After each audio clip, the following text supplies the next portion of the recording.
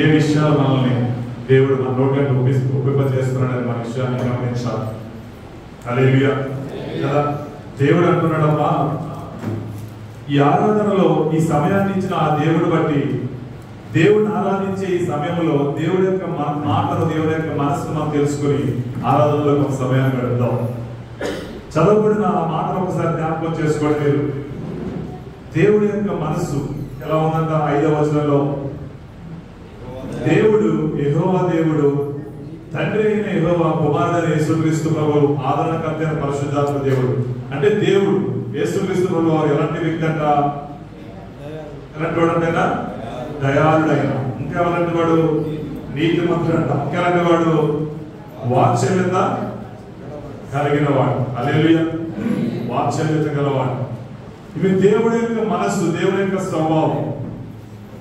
దేవుని యొక్క మనసు ప్రేమ. వాత్సల్యత అంటే ఏంటి? ప్రేమ, జాలి, కనికరం, దయ. దాంట్లో మనం చూడగానే వాత్సల్యత పుట్టుకొస్తుంది కదా, ప్రేమ పుట్టుకొస్తున్నారు కదా, ఆత్మలు.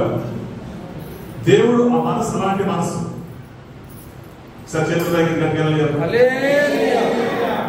సన్నిధికి వచ్చినప్పుడు అమ్మా, సన్నిధికి దేవుడు నడిపించినప్పుడు మన దేవుని యొక్క మాట వినడానికి మన చెవులు అప్పగించాలి. దేవుడు నీతిమంతుడంట, వాత్సల్యత కలిగిన వాడంట, తర్వాత దయాళుడంట. ఇది దేవుని యొక్క మనస్సు. ఆ మనస్సులో కలిగి ఉండాలని దేవుడి యొక్క ఉద్దేశం. ఆ స్వభావంలో నువ్వు ఉండాలని చెప్పి దేవుడు నీ కొరకు నా కొరకైనా మరణించాడు. మరణానికి ముందు ఈ స్వభావం మనలో లేదు, దయ మనలో లేదు, ప్రేమ మనలో లేదు, జాలి మనలో లేదు, ఆదరించే మనసు మనలో లేదు, కనికరించే మనసు మనలో లేదు, ప్రేమించే మనసు మనలో లేదు. ఎప్పుడు మన స్వంతంలో ఆలోచించి జీవించే పరిస్థితి మనలో ఉండే.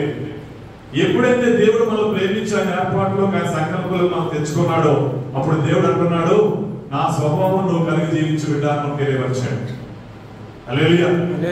ఈ స్వభావం నువ్వు కలిగి ఉండాలి బిడ్డ. దయ కలిగిన స్వభావం నీలో ఉండాలి. ఉందా లేదా ఈరోజు పరీక్షించుకో. వాత్సల్యత నువ్వు కలిగి ఉండాలి. ఆ మనసు నీకు ఉందా లేదో పరీక్షించుకో. అంతేకాదు కానీ నీతిని కలిగిన జీవితం నువ్వు కలిగి ఉండాలంట. ఏం కలిగి ఉండాలమ్మా? నీతి నువ్వు కలిగి ఉండాలి. అది ఉందా లేదా అన్న దాన్ని నువ్వు ఒకసారి పరీక్షించుకో. లేని దేవుడిని అడుగు. దేవుడి దగ్గర అడిగినట్టు ఇచ్చిన సమయాన్ని బట్టి క్షమిస్తాడు, కనికరిస్తాడు, మరి యొక్క తరాన్ని అనుగ్రహిస్తాడు.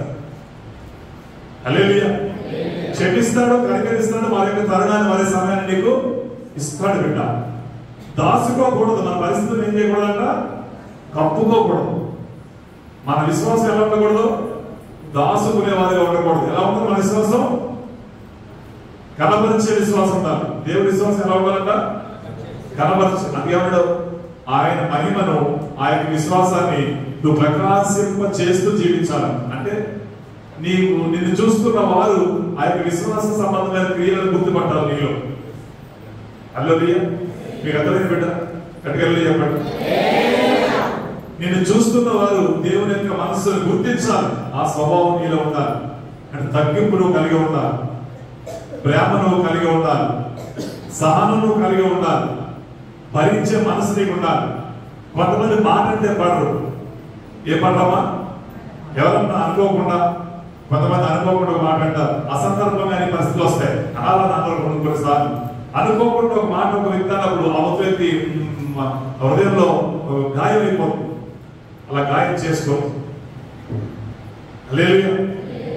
ఒక పరిస్థితిని బట్టి, ఒక మాటను బట్టి నీ హృదయం గాయపడకూడదు. అదే విధంగా ఒక వ్యక్తిని గాయపరిచే విధంగా నువ్వు ఉండకూడదు. ఏ ఉండకూడదు? ఒక వ్యక్తి నిన్ను బట్టి హృదయంలో నొచ్చుకునే విధంగా, బాధపడే విధంగా నువ్వు ప్రవర్తించకూడదు. హల్లెలూయా. ఒకవేళ అలాంటి పరిస్థితులు ఏదైనా ఉంటే కనుక ఈ దినమందు క్షమించమని అడిగి దేవుడి సన్నిధిలో వేడుకోబిడ్డ. నిన్ను బట్టి మీ ద్వారా ఎవరైనా బాధపడిన సందర్భాలు ఉన్నాయేమో, అదొకసారి క్షమించమని అడిగితే దేవుడు క్షమిస్తాడు.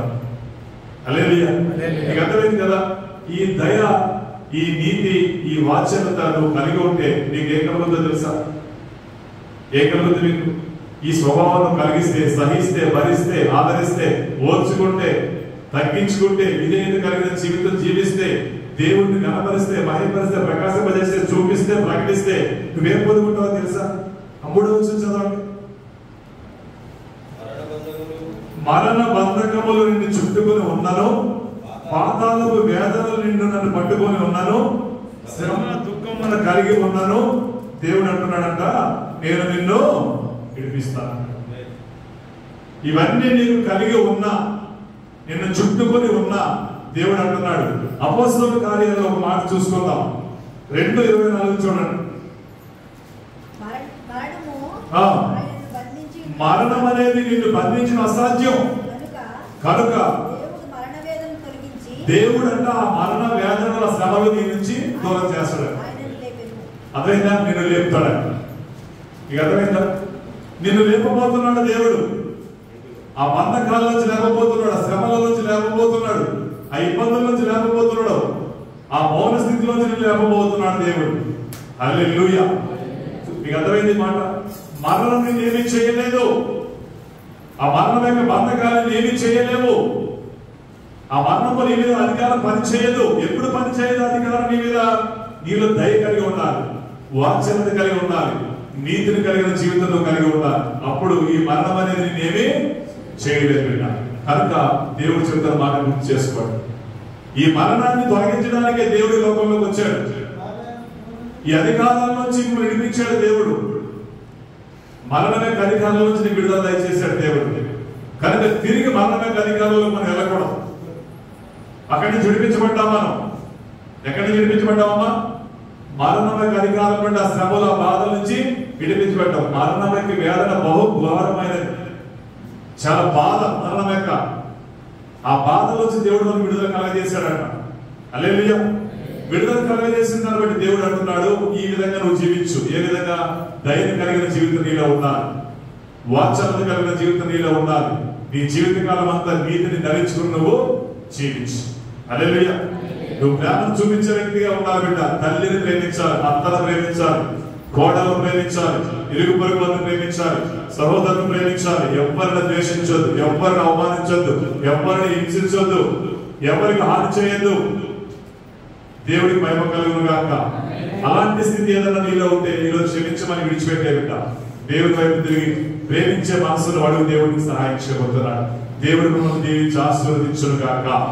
ఈ చెప్పబడ్డ మాటలను మీరు జ్ఞాపకం చేసుకోండి. కళ్ళు మూసుకోండి. పక్క వాళ్ళు ఏం చేస్తున్నారా?